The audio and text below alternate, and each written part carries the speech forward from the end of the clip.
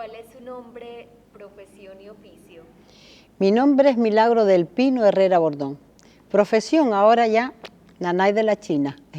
Fui cuidadora y hace poquito pues falleció la señora que cuidaba y ahora pues nada, a esperar. Pero bueno, yo siempre tengo mis cositas que hacer y por lo tanto quieta no voy a estar. ¿En qué municipio nació y cómo fue su infancia? ¿Cuáles fueron los juegos, relatos o vivencias? Nací en el municipio de Agüimes, en el cruce de Arinaga, en unas chocitas, en unas chozas de madera, en un solitario en la montaña del Cabezo. Y luego a los 6 meses me llevaron con mis abuelos y mis tíos a Lomo Magullo y allí estuve hasta los 15 años. Allí fue todos mis cursos escolares, mi niñez y un poquito de mi adolescencia. ¿Y qué juegos recuerda usted jugar cuando estaba pequeña? Uy, cuando digo, por ejemplo, a mis hijas y mis nietas, o mis nietos también en este caso, que jugaba a las 2 sogas, ¿cómo es eso? Pues sí, 2 sogas, una para allá y otra para acá, y yo saltando en medio. O jugaba al tirante, que se iba poniendo, se iba subiendo hasta que llegaba a la rodilla. O jugaba al teje o tejo, jugaba a la piedra en alto, jugaba a 1, 2, 3, caravana mía es, al corro como siempre, pero para mí lo más era movimiento, y eso que yo siempre fui llenita, tenía más kilos de la cuenta, pero a mí nunca me molestaron los kilos, y jugaba lo que fuera, incluso agarraba lucha canaria y todo, así que a lo que fuera jugaba yo. Muy bien. ¿Usted podría contarnos cómo se celebraban los bautizos antes? ¿Cuál era el ritual, la fiesta, qué comían? Bueno, los bautizos, quien tenía un poquito de poder, lo celebraba en su casa. No como ahora que estamos buscando un restaurante, un hotel, no. Antes se celebraban en familia, pues se buscaba la madrina y el padrino, que casi siempre solía ser o bien arraigado a la familia o que tuviera algún parentesco tal, pero nunca se buscaba una persona ni rica ni nada que se pareciera, porque el padrino antiguamente siempre era y la madrina la persona que iba a estar siempre pendiente de ese niño, de que tuviera una infancia en condiciones, de que fuera a la escuela, de que fuera a su catequesis. Eso eran los padrinos, no ahora para que me deje un regalo. Los bautizos se celebraban, bueno, se llevaba el niño a la iglesia, la madre no iba, porque se bautizaban muy pequeñitos, a lo mejor 4 días, 5 días, 8 días, como mucho se llevaba a la iglesia a bautizar. Y la madre evidentemente no iba, la madre a lo mejor se pasaba en cama 2 o 3 días, tontería al día de hoy, ¿no? Pero era así.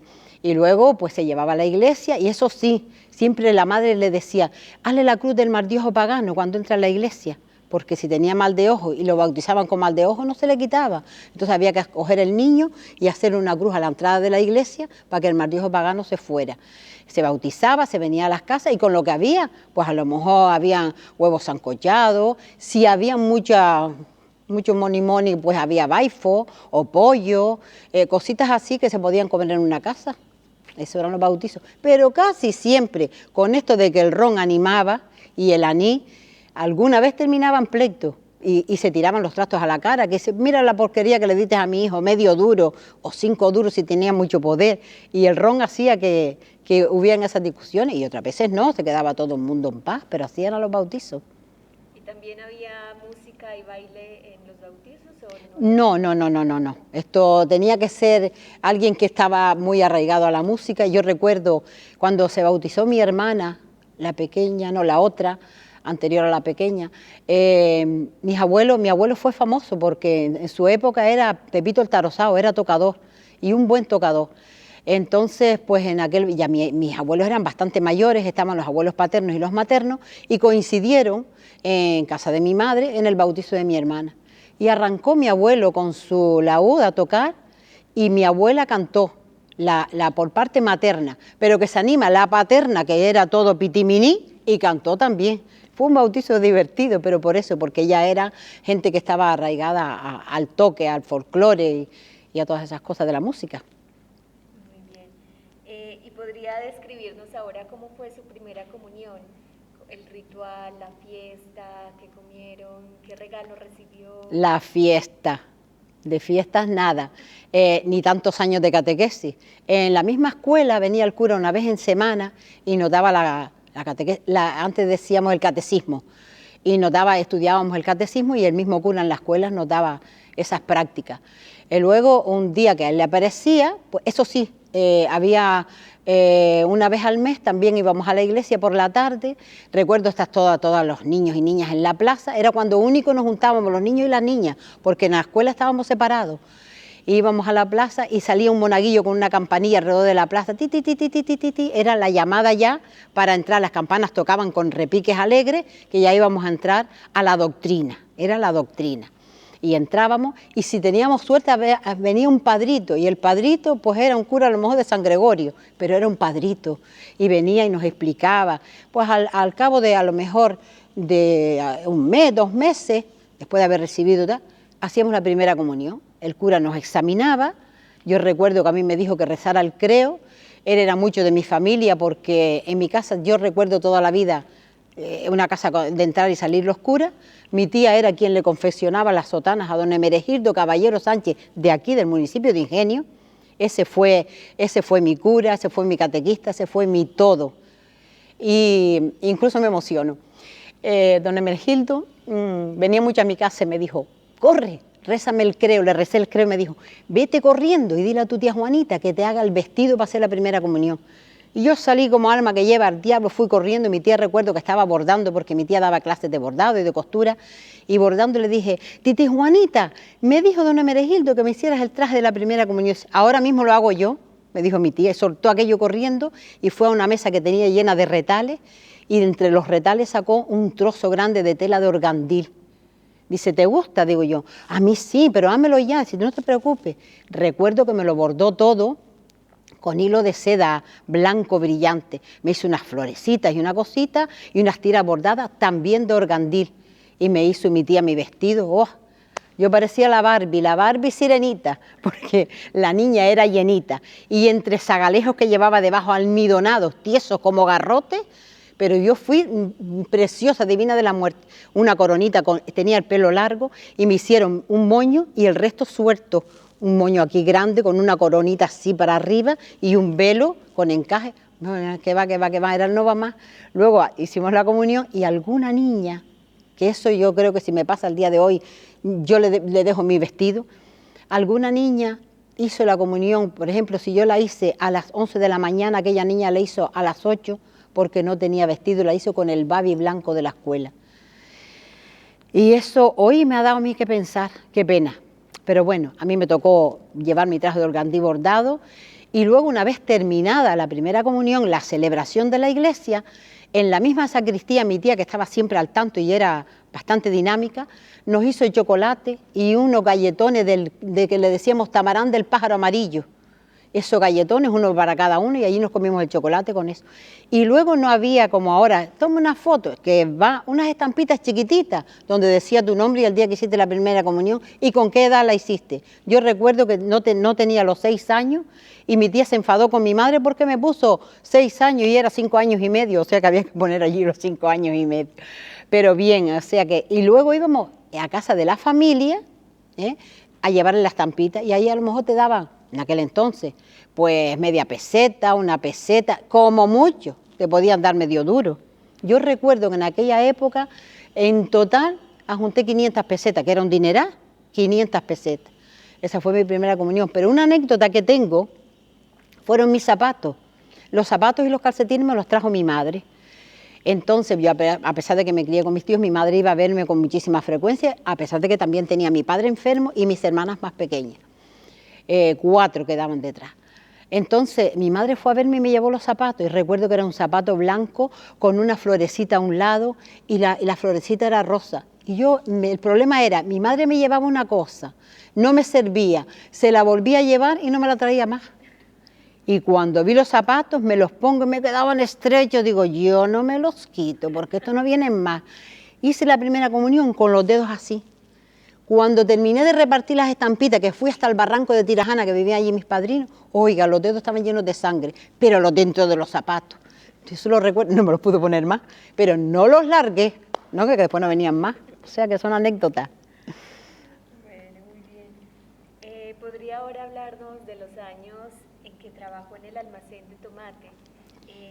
¿Cuántas horas trabajaba y específicamente qué labor cumplía allí? Bueno, eso fue ya cuando me vine con mis padres, y vi que hacía falta trabajar, mi padre estaba enfermo, eran solo mis dos hermanos, uno de ellos se había casado muy joven y se quedó la cosa ahí, digo, no, aquí hay que romper y trabajar.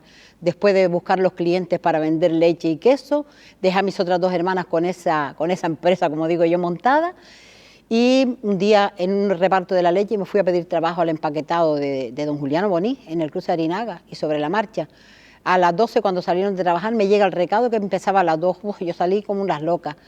Y allí estuve unas cuantas zafras, 16 o 17 zafras. Fui una niña privilegiada allí, o sea que soy la Pimpina de ahora, pero una niña, 15 años, incluso cobraba sueldo de niña, porque habían 3 sueldos, sueldo de niña, sueldo de joven y sueldo de adulto. Y yo, como tenía 15 años, sueldo de niña y trabajaba más que las adultas. Pero bueno, allí estuve y fui desarrollando primero el empaquetado, me encanta. A día de hoy yo creo que si yo cojo un cereto de tomate lo empaqueto con los ojos cerrados. Recuerdo poner la mano encima del papel fino y hacía, lo envolvía y se ponía allí. Pero yo era una práctica tremenda y todo el mundo tenía que ver la práctica mía envolviendo tomate. Y se me quedaba el cereto tan bonito. Luego vieron que tenía mucha agilidad y me pasaron al sitio que le decía el sinfín. El sinfín, allí era donde ya salía para el muelle y allí era el no va más. Pues bien ponía etiquetas, o bien con la pistola de aire ponía las grapas para tapar, y así, ahí pasé ya, allí fue el no va más, porque casi que yo hacía lo que quería. Incluso me cogían para que las señoras que estaban quitando las flores del tomate no se durmieran, y a las 2:30 por ahí me decía el encargado, Pimpina, váyase para allá a cantarle un poco a aquella gente y a decirle disparate para que no se vayan los tomates con la flor. Pero cuando estaba en mi pleno apogeo me quitaba otra vez de allí, a las 4 y algo salía otra vez para mi puesto. Pero bueno, las pobres mujeres se alegraban y yo les sacaba canciones. A lo mejor ella me decía, cántame tal canción. Y algunas no me las sabía. Cuando llegaba a mi casa le preguntaba a mi padre. Sí, mi hija, todo es así. Recuerdo que había una señora de Telde que le gustaba mucho una canción muy antigua. Cuando yo era pequeñito, yo nunca tuve papá, y ahora que ya soy grandito, vine a saber la verdad. Pues todo era un drama tremendo la canción, que al final era el padre que vino a buscar el niño y le pidió un trozo de pan, y la madre al final le confirmó, es tu padre. Así que si lo quieres, cógelo, pero a mí me hizo esto y esto. Total, que le dio el trozo de pan, pero salió el hombre andando. Y esas canciones o romances también, muchos de los romances eran tan bonitos. Y después ellas me iban pidiendo, esto aquí como un disco dedicado, y yo sacando canciones para que ellas no se durmieran o contándole disparates. Pero así nos pasábamos las zafras, eran unas zafras duras, donde a lo mejor ibas a merendar a las 7 o las 7:30 de la tarde, media hora de merienda, y nunca sabías cuándo iba a terminar. A lo mejor cuando ya ibas a terminar venía una plancha llena de tomates y eran las 12 de la noche, madre mía, hasta que no hiciera aquella plancha no te podías ir. Podías estar hasta las 2 de la mañana, hasta las 3, otras veces. Cuando ya estuve en la máquina de precios, que era una máquina súper moderna, incluso fui encargada de esa máquina, eso era trabajar y salir a lo mejor a las 7 de la mañana y empezar otra vez a las 8:30, te daban un poquito de margen, volvías otra vez a las 8:30, trabajabas, salías a las 12, empezabas a las 2 y otra vez, y así estuve zafras y zafras. Mi anécdota bonita fue que las chicas, cuando ya se iban a casar, pedían la dote y como que se jubilaban, o sea, se casan, ya son las dueñas, ya no vienen más a trabajar. Yo decía, estoy deseando de casarme para no venir más. Pues sí, me casé, que incluso la gente decía que ya era vieja, que me iba a quedar para vestir santo, con 21 años. Y yo decía, ya, qué bueno, me voy a casar. Oiga, cuando yo vi todo lo que tuve que llevar para pagar y no habían perras, un poquito más, y le tocó a don Juliano para que abriera antes de tiempo el almacén. Yo no dejé de trabajar nunca, pero bueno, me lo pasé bien. Qué bueno, ya usted nos contó un poco que cantaba o contaba cuentos o romances. ¿Podría cantarnos una canción completa de esas que usted cantaba en esos, si se acuerda de alguna, o quizás más larguita? Esa de cuando yo era pequeñito, que es un montón de triste. Otra vez me pidieron que cantara Rascayú, yo no sabía ni lo que era Rascayú, le pregunté a mi padre, me dijo lo que era, también una canción de muertos y de cementerio, y así, otras eran tan alegres, las de Antonio Ravelo, que le gustaban mucho a aquellas señoras, eran señoras mayores, y y cantaba La ovejita lucera.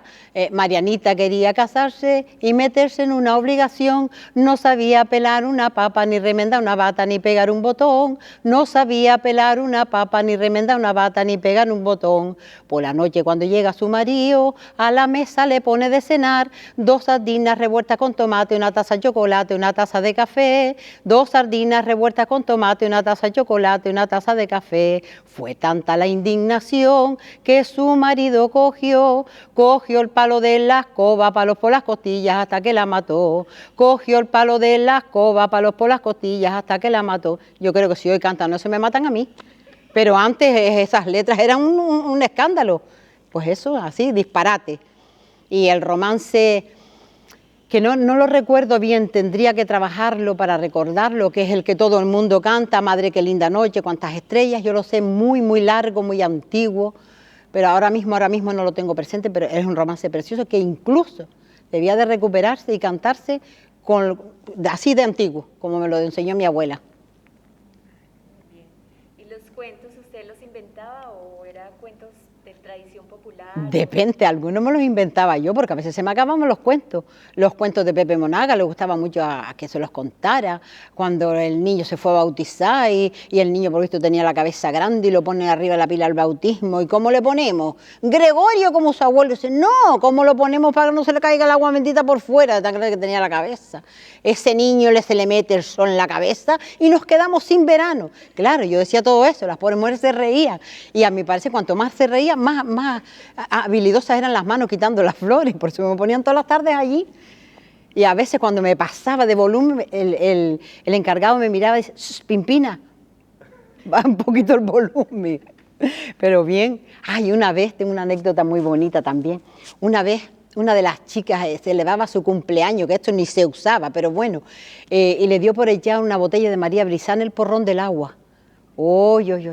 Cogimos una, cada momento iba al porrón, hasta que vaciamos el porrón. Y después, oiga, ¿quién clasificaba? Pues nos fuimos avisando, en el porrón está la niña, en el porrón. ¿Quién hacía? Bueno, los tomates verdes para un lado, las etiquetas iban una de una forma y otra de otra. Cogimos una torta como un piano, pero bueno, eran cosillas que pasaban. Muy bien, regresando un poco a esa infancia y a la niñez, veía que a usted le dieron el título de bordadora a los 9 años. ¿Nos cuenta un poco de cómo bordaba, cómo aprendió, por qué le dieron ese título? Bueno, yo cansada de bordar a mano, porque ya le dije que mi tía pues daba clase de bordado y de costura en aquel entonces, venían muchas niñas allá, era bordado por la mañana y costura por la tarde. A mí como niña me marcaban también que tenía que bordar, y mi abuela me ponía a hacer punto diablo, que es en la tela esa de cuadro, hacer los puntos encima, y me ponía de aquí a aquí hay que hacerlo para que después salgas a jugar al parque. El parque me quedaba cerca, o sea, era cruzar la calle y estar en el parque. Y yo que me acechaba a mi abuela, cogía el alfiler de aquí y la pasaba para acá. Así decía, mamá Pino, ya terminé. Dice, Jesús, y esta alfiler caminó sola. 1, 2, 3, otra vez el alfiler para allá. Otra vez lo hice, era de 4 pasadas y yo le hice 2. ¡Zah! Sí, mi abuela, muy bonitas las 2 pasadas, ahora hace las otras 2 para allá. Total que mi abuela me tenía a la vuelta cogida y me tenía siempre al hilo. Y yo de tanto ver a mi tía cómo marcaba, eran unos trozos de tela que decían de muselina. Podía ser muselina negra o muselina blanca. Y de tanto ver como mi tía marcaba a las niñas para empezar, yo también me lo sabía marcar. Y un sábado le dije a mi abuela, Mapino, me deja bordar en la máquina. Tu tía te mata, pero ella no está. Ella todos los sábados iba a la plaza Mercado de Telde. Iba por la mañana, venía al mediodía. Y borda, ve, ten cuidado, no te cojas las manos, porque claro, había que bordar a pulso y el dedo muy pegado a la aguja, y yo era una niña. Y yo misma me marqué lo que no tenía fuerza para meter bien la tela en el tambor, entonces mi abuela me ayudó. Tú acechas la guagua, claro, y yo del ventanillo veía llegar la guagua que venía casi a dar vuelta, y yo miraba, me asomaba, cuando si no venía mi tía, seguía bordando. Cogí un hilo rojo que era un hilo viejo, y era más lo que cosía, y que se me partía que volvía otra vez, hasta que mi abuela dice, quítale otra carretilla a tu tía y ponla ahí. Bueno, cuando venía la guagua, ya llegó, cogía corriendo aquello, y lo metía debajo de la cama de mi abuela en una caja que había allí. Pero un día, ya iba mi bordado avanzado, me iba bordando cosas. Un día mi tía no vino en la guagua, la trajeron en la misma puerta y según llegó me vio en la ventanilla bordando. Tú estás loca, yo te mato a ti. Entonces mi abuela intervino y dice, deja a la niña tranquila y a partir de ahora le da a usted sus clases de bordado como a las demás que te las pago yo. Y pagaba mi abuela a la semana 3 pesetas por mi hora de bordado diario y con 9 años saqué el título de bordar, el cual hoy sigo bordando, ¿eh? Lo que pasa es que la gente ya no paga ese bordado a pulso y bueno, pues he comprado una máquina que borda por ordenador y borda sola, no es igual para nada, no tiene nada que ver un bordado con el otro, este de la bordadora se ve un bordado industrial y el otro es un bordado más a pulso, más... Sí. Gracias. A ver, su nombre es Milagro del Pino, pero ¿quién es Pimpina? Pimpina es una amiga de Milagro. Pimpina es una media chifleta, como digo yo. ¿Cómo y cuándo surge el personaje de Pinito la del Norte? Pinito la del Norte surgió sin esperarlo, antiguamente en la televisión Carrizal, una televisión que era de aquí, del municipio, y mi hija tenía un programa en directo y un poco antes se quedó sin su compañera dijo que no venía más, que no podía por motivo de trabajo y se quedó mi hija sola. Mamá, tienes que hacer lo que sea, tienes que ayudarme, vístete como tú quieras, de señora canaria, sobre la marcha, la entendí rápidamente. Y ahí ya iba a entrar el programa, no se sabía, ya estaba la cabecera y cómo se llamaba el personaje, y uno de los chicos dice, Pinito, digo yo, sí, Pinito la del Norte, y se quedó así, Pinito la del Norte, aunque yo no he sido del norte nunca, pero bueno, así se quedó y así nació este personaje. ¿Cuál es el atuendo que lleva Pinito? ¿Qué es lo que la caracteriza? Pinito lleva el atuendo porque antes las personas mayores casi todas vestían de promesa y en este caso era de la Virgen del Carmen. Yo recuerdo a mi abuela toda su vida vestida de la Virgen del Carmen. El traje canelo, que ahora se dice marrón, pero bueno, el traje canelo, su delantal, su pañuelito por fuera. ¿Por qué iba el pañuelito por fuera? Que esto también hay que explicarlo.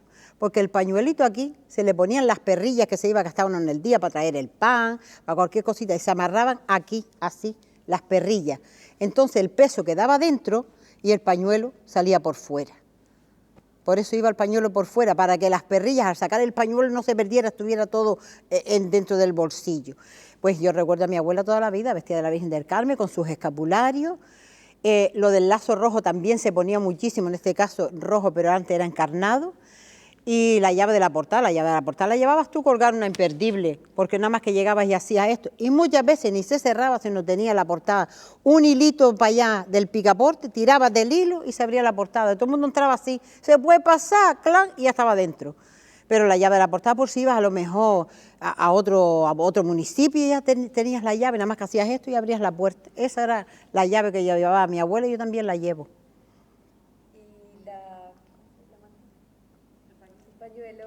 El pañuelo era lo de diario, el pañuelo negro. Bueno, había quien se lo ponía de color, pero mi abuela siempre tenía su pañuelito negro. Y no era tan mayor mi abuela para tener, pero bueno, ella se consideraba que la ropa, la vestimenta de la Virgen del Carmen tenía un respeto y ella no quería estampados, como decía ella. Su rebequita negra, en caso de que fuera a salir era esta rebequita calada, sino la otra era más tupidita y dependiendo también del tiempo. Pero mi abuela nunca estuvo sin manga, nunca jamás. Era o más fina la rebeca o más basta, pero dependiendo del frío. Igual que nunca estuvo sin sagalejo. O sea, se ponía en el verano el sagalejo corto y en invierno era el corto y el de cintura de franela.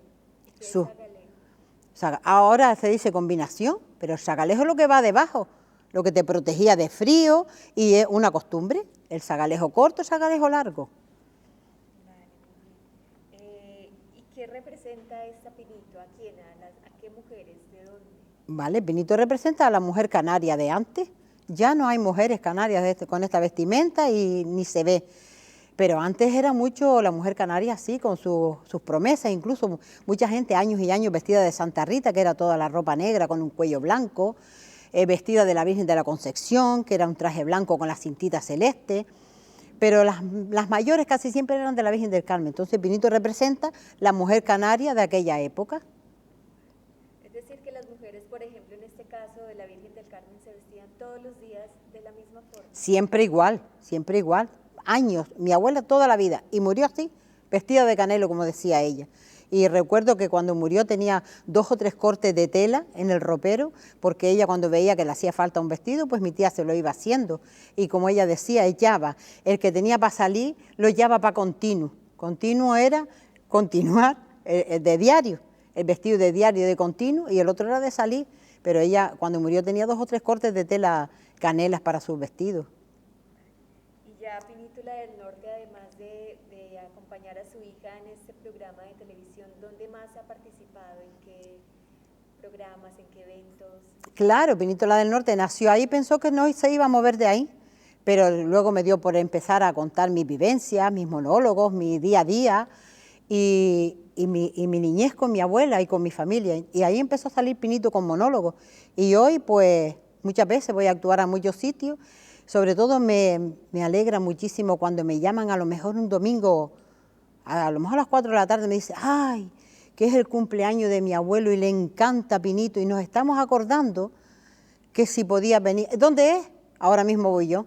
Y llegaba yo al cumpleaños de sorpresa y el pobre viejito, ay, una anécdota bonita. Una vez fui a un duelo, allí era al velatorio de Carrizal, y habían 2 duelos. Y entré a uno y viene un del otro duelo al lado corriendo, ay, Pinito, por favor, venga para acá. Que mi madre era pero loca, cada vez que la veía en la tele no se movía de allí para verla, porque tuve la suerte de estar 3 temporadas en este canal televisión con el programa La Plaza, con mi compañero Antonio, y eso fue para mí el no va más.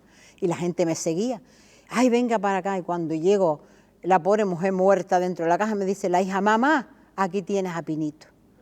Oiga, me dio hasta escalofrío a mí, y efectivamente la pobre mujer estaba en su cajita vestida de canelo, como yo, la pobre mujer, y es una anécdota que después de muerta, pues la mujer recibió mi visita y me alegra muchísimo. Incluso el año pasado, en la pandemia, que se hizo como a la escondida, me llamaron de un niño que en su primera comunión no quería ni payasos ni quería nada, quería Pinítula del Norte. Y me fui al cumpleaños del niño un domingo por la tarde y apareció Pinítula del Norte allí de buenas a primeras. Cómo lloraba ese inocente cuando me vio. Con 3 chorradas hace uno la gente feliz. Recuerdo que le hice el pasapalabra, en este caso pasa alpargata canario, y participaron hasta los adultos. Y eso voy a los colegios, y así, donde me llamen, allá va Pinito. ¿Podría comentarnos para usted o qué significa teatro costumbrista o teatro popular? ¿Hay diferencias o se relacionan? Hay diferencias. Teatro costumbrista para mí es nuestras costumbres, nuestras tradiciones, nuestro léxico, que no se pierda.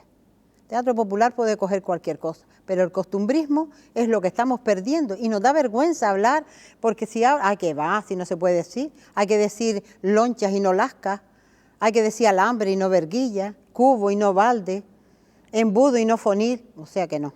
Yo sigo hablando mi léxico. Y otra cosa, mucha gente dice, es que cuando hablas mal, cuando dices ansina, ansina también se decía, eran las personas del campo que no pudieron estudiar y está recogido también como nuestro dialecto. Ansina, fui para arriba, vine para abajo, pero está recogido en nuestro léxico de personas que no pudieron estudiar. Y hablando de esas expresiones características de ese lenguaje propio, ¿usted conoce algunas adivinanzas o dichos o refranes que sean como propios de este municipio, quizás? Las adivinanzas son para todo el mundo, pero yo sí tengo algunas muy bonitas. Por ejemplo, en el campo me crié atada de verdes lazos y aquel que llora por mí me está partiendo en pedazos, que es la cebolla. Llevo mi casa al hombro, camino sin una pata y voy marcando mi huella con un hilito de plata, que es el caracol. Mi madre es tartamuda y mi padre cantador. Tengo blanco mi vestido y amarillo el corazón. El huevo. Y así podía sacar un montón. Un hombre con osteopata, sin ternillas ni huesos. Los ojos por detrás del culo y la nariz por detrás del pescuezo. El pulpo. Y así, todas estas adivinanzas son bastante antiguas. ¿Y algún dicho o refrán? Refranes un montón. Y dichos también, que ahora mismo a lo mejor no se me ocurre ninguno, pero yo qué sé, de nuestro dialecto un montón. Ojo que te viera hundir, guárdame una cría, son cosas que también se decían, guárdame una cría, arráyate un millo, apúnteselo a mi madre. Cuando alguien no pagaba, ¿sí? ¿No te pagó? Apúnteselo a mi madre. Pues todos esos dichos que se hacían antes. O un refrán, por ejemplo, predicar en un desierto, machacar en hierro frío, darle la sustancia a un muerto, todo ese tiempo es perdido. Pues esos son refranes también de antes. Muy bien. ¿Sabe usted si en el municipio de Ingenio existieron grupos de teatro costumbrista? Si es así, ¿cuáles fueron esos grupos y quiénes los crearon? Yo no recuerdo si nuestro queridísimo Nacho tuvo algún grupo costumbrista, no lo recuerdo. También estaba mi vecino Pepe López, que tenía un grupo costumbrista que también era bastante bueno, ahora no me acuerdo cómo se llamaba ese grupo, pero sí, estuvo también un par de años ahí dando caña.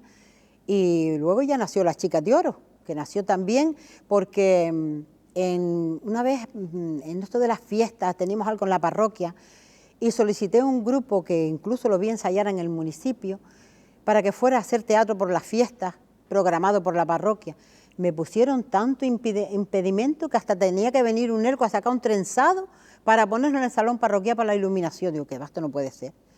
Y un día dije, ¿por qué no hago teatro yo con todas las historias que tengo? Y se me ocurrió escribir una obrita pequeñita que duró 20 minutos. Recuerdo que se llama Miguelito. Después ya esa obra se hizo más grande. Y la hicimos, en aquel entonces le pusimos Grupo de Teatro de Cáritas y éramos las 6 que empezamos. Pero le quitamos ese nombre porque la gente como oía Cáritas, era grupo de teatro gratis. No. El grupo de teatro cobraba, no cobraba mucho, pero como lo quería para emplearlo en Cáritas, pues cobrábamos. Ya después se formaron Las Chicas de Oro, que eran las mismas 6 que empezamos. Entonces este grupo de Las Chicas de Oro recorrió Tenerife, Lanzarote, Fuerteventura, y yo creo que en la isla de Gran Canaria no quedó un municipio ni un rincón donde Las Chicas de Oro no actuaran. Y si fue en ese norte, porque eso fue en Nova Más, el Nova Más. Galdar, Guía, en cualquier sitio que yo decía, Dios mío, ¿dónde es esto? Y venga, ¿a qué coche subí por allí para arriba con una pendiente? ¿Y esto dónde es? Cuando vi una bandera, digo, debe ser aquí por la fiesta. Otra vez fuimos a actuar a Fagagesto y yo decía, madre mía, aquí alguien perdió los calzoncillos y no vino más a buscarlo porque qué lejos es, pero nos atendieron súper bien y así recorrimos la isla y parte de alguna de las islas también. ¿En qué año específicamente se creó Las Chicas de Oro? El año... ¿Quiénes la conformaban? ¿Mujeres mayores, jóvenes? El año no me acuerdo, no hay manera de acordarme, hace muchos años, y estuvimos al frente unos 17 años. Entonces lo creamos, pues 6 personas éramos, 6 mujeres mayores.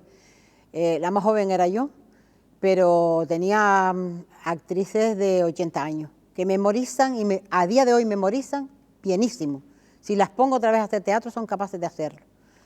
Y bien, ahí sí nacieron y así, pues, yo tenía 17 obras que había escrito yo. Es una pena que ahora estén arrimadas ahí en un cajón, pero obras costumbristas donde cuidábamos el mínimo detalle de la vestimenta, de los atrezos que pudiéramos poner en el escenario. Una vez fuimos a actuar a Fuerteventura y llevamos tanto, porque encima eran 2 obras. Una era la obra de teatro Mi Niño Querido y la otra, Si la cojo las nunco, eran unos títulos muy peculiares. Y llevamos, como digo yo, todos los trastos, todos los arretrancos llenos de bolsos grandes. Y cuando pasamos por eso en el aeropuerto, digamos, la cámara esa que te ve dice, uy, se levantó el policía corriendo, ay, mi madre, ¿qué vería? Dice, no, es que aquí hay un aparato que esto lo detecta un poco raro. Y empezamos a sacar la cosa y era un teléfono antiguo de cuando Franco era corneta.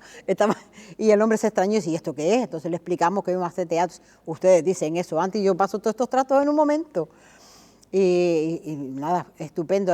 Llevábamos todo el atrezo que necesitaba la obra. Y como nos faltara algo ya nos desconcertábamos. Anécdotas preciosas. Una vez en Fuerteventura era un descampado tremendo y había un eco y era la primera vez que nos ponían micrófonos craneales.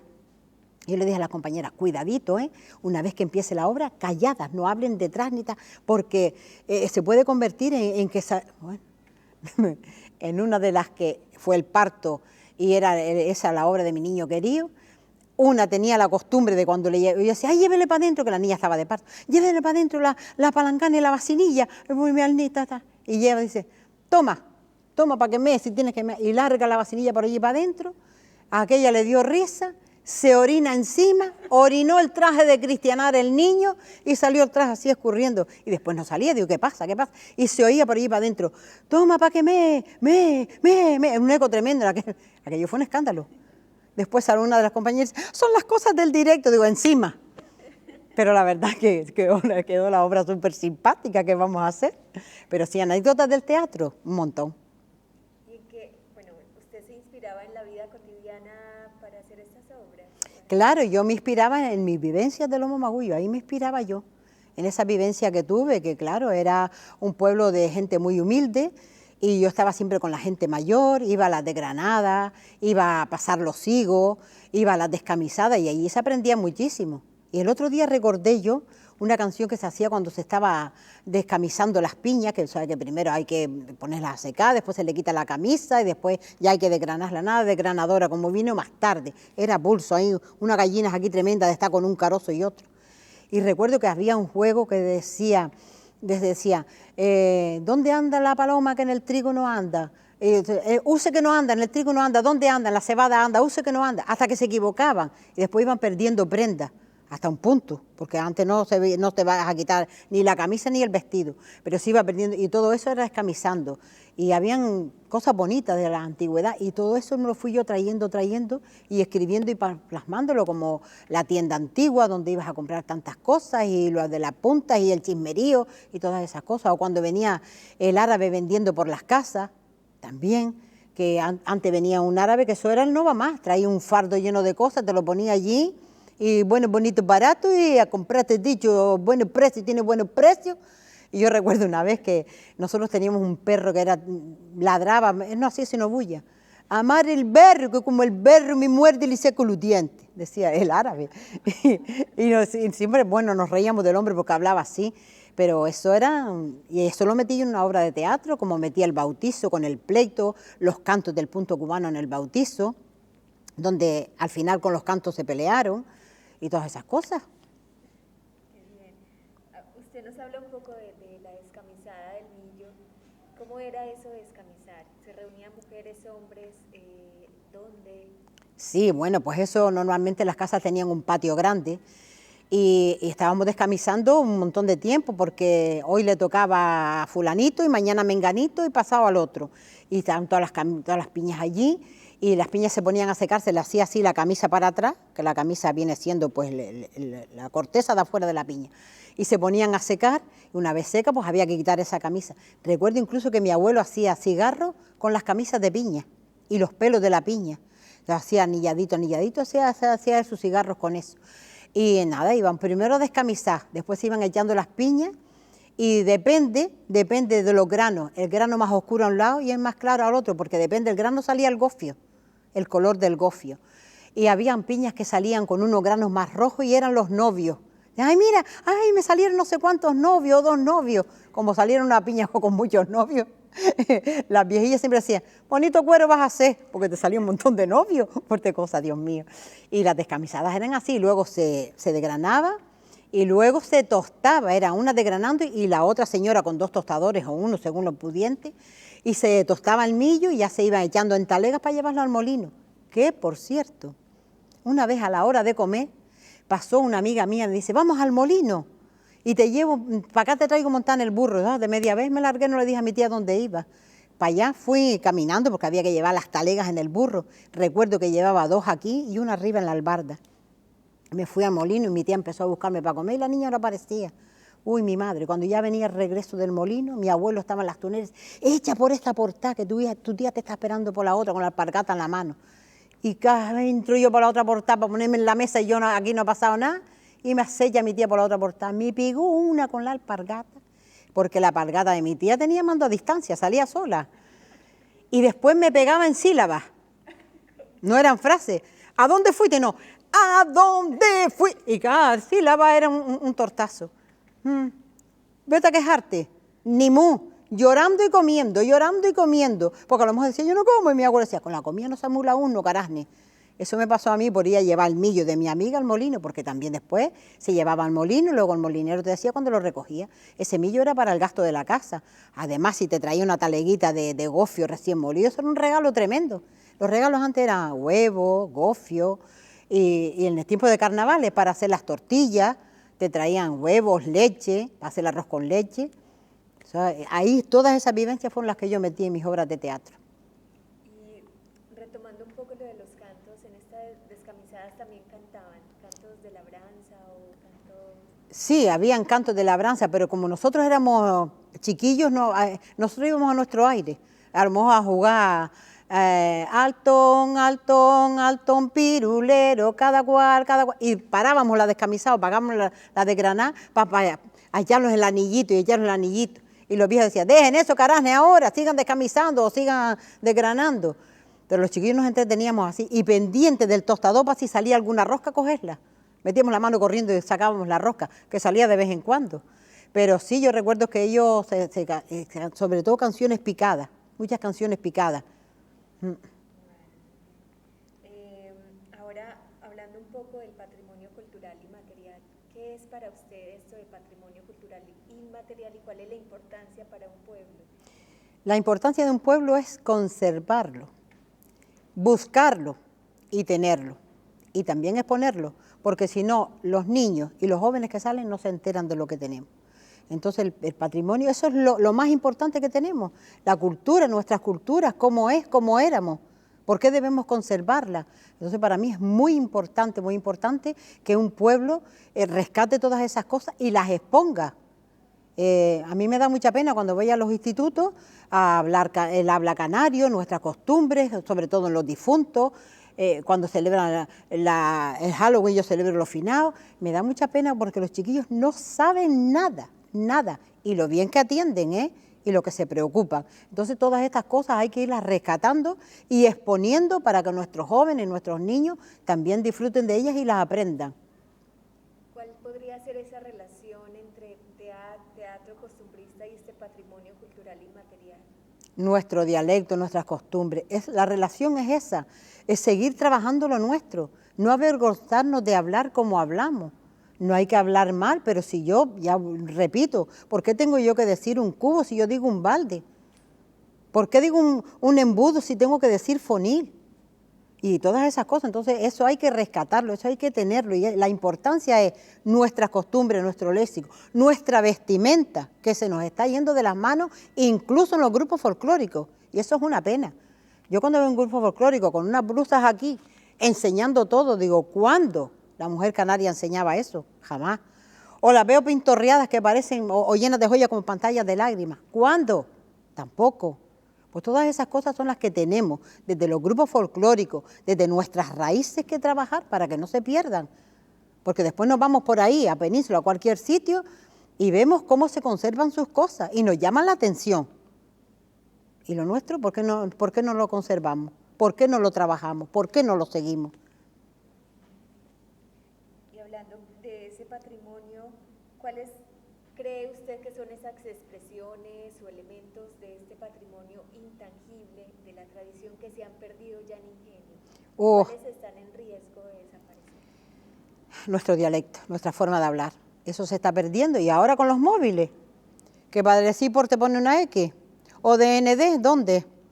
Ahí se pierde todo, los buenos modales, eso se ha perdido. Ya no hay buenos modales. Ya tú ves una persona mayor y mira, que cruce sola, que se cae, pues mira, se cayó el viejo, incluso se ríe. Ya eso se acabó. Y eso es lo que hay que mirar. Que tú vas en una guagua y que tú ves una persona mayor que va agarrada así y no eres capaz de levantarte y darle su sitio.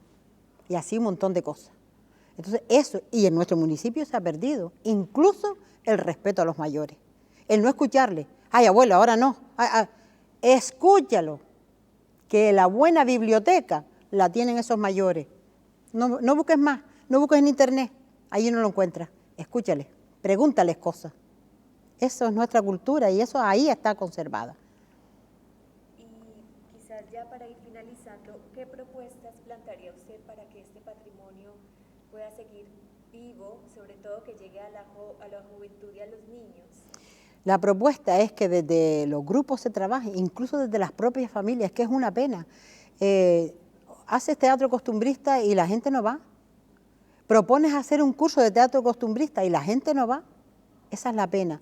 Pues entonces yo, en este municipio que hay un montón de grupos folclóricos, un montón de parrandas, que hagan cosas de manera que esto salga. Que no se avergüence. Oye, es que tal día tenemos una charla con fulanito, menganito, que nos va a hablar de esto. Nos va a decir cómo se hacía el queso, desde el principio hasta ahora. A los quesos hoy se hacen con máquina. Y antes no. Antes el cuajo había que sacarlo de la barriga del baifo, llenarle bien de leche, colgarlo, que a veces estaba lleno de mosca, colgarlo para que se secara, y después ese cuajo se cogía el piquito y se majaba, y con eso se hacía el queso, ahora son polvos. Pues hay que enseñar desde ahí, que la leche no se coge en la nevera en un tetrabric. No, señor, la leche viene de aquí.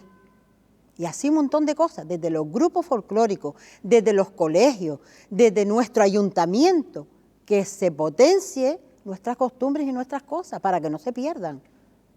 Y así un montón de cosas. La cestería, eso se está perdiendo. ¿Quién te hace hoy un cesto? Si vamos por ahí a los chinos y lo compramos. Otra cosa que no pueda después con lo que le eches dentro porque se te desarma. Yo tengo cestos de mi abuela y están intactos y los uso a día de hoy. Tengo un cesto lleno con cebollas y ajo en la cocina. Y ahí está, viejísimo. El almiré, que ahora le dice mortero, el almiré ese viejo, que después ya vino en color oro, pero al principio era como algo fuerte, duro, en color plata o en acero, yo no sé ni lo que era aquello. Todo eso se ha perdido, porque ahora con el brazo ya no tienes que coger el almiré. Y hay diferencia de un mojo hecho majado a hecho con el brazo, o sea que son nuestras cosas. Y estoy para servir y contar mis vivencias y mis cosas. Todavía tengo historia yo aquí dentro guardada, cuando ustedes quieran. Y como diría la Península del Norte, si te quieres, dite mi niña, pero la que soy yo ni te sujeto ni te reempujo. Hasta más ver que son señas de volver. Y ahora, como ustedes dicen que me iban a traer unos papeles para firmar lo que quiera que es de la protección de datos, me tengo que poner los pinguelos y yo me los quité para salir guapa y bien parecía. Tráigame eso de una vez, mis hijos.